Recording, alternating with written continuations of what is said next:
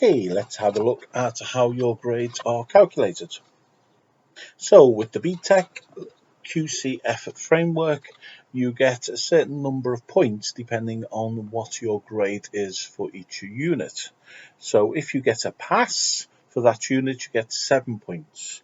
If you get a merit, you get 8 points, and if you get a distinction, you get 9 points. And what I'm talking about is the level 3, but of course, if you're one of our level 2 students, then you get a different number of points. So now we know that you get a different number of points depending on if you get a pass, merit, or distinction per unit.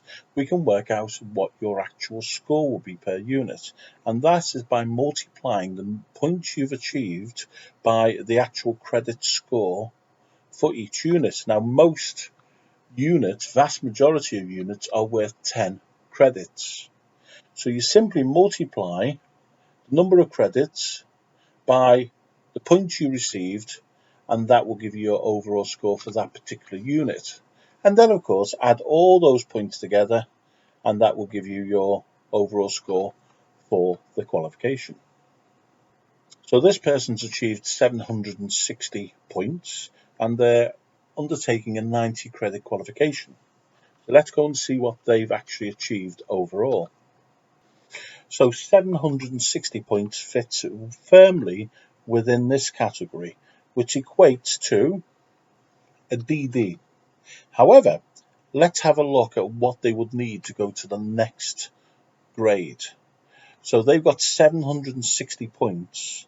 They would only need 10 more points to get a D-star D. Remember that each one of those units is worth, in reality, at least 70 points. So a pass is 70 points, a merit is 80 points, and a distinction is 90 points. Now, if they can increase one of their passes to a merit, gaining a merit overall, they will go to the next grade. They will achieve a D-star D just by doing possibly one more piece of work. So let's look at this in real life. Here's an example of somebody who's achieved the passes and the merits, but didn't either complete or hand in, or for whatever reason has not been graded for one of his distinction pieces of work. He's achieved the other, but he just needs that one extra piece of work, D2, to get that extra 10 points. So if this is the same person we were talking about earlier, for those extra 10 points, he will be graded from double D to D-star D. That's as simple as that. This is where you've got to start thinking smartly, because sometimes you might have a situation like this where you've passed, but to achieve the next grade up, you have to produce at least 3 pieces of work.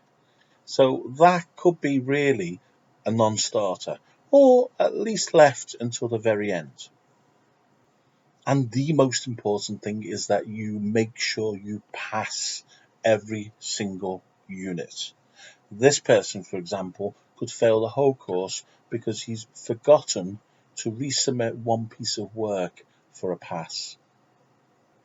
And the point to all this is to get you that final grade.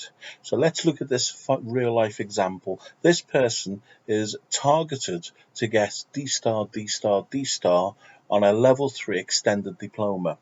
And to achieve that, they need to achieve 1,590 points overall. Unfortunately, at the moment, they are 1,530 points, which is 60 points short. So they're only really at the moment achieving a D-star DD. But let's look at what they need to do to achieve that full D-star, D-star, D-star. They only need to achieve 60 points. Now, 60 points sounds a lot, but remember that every point is multiplied by 10 credits per unit. So in reality, we only need to get 6 more extra merits or distinctions or both. So if you go from a pass to a merit, that is in reality worth 10 points.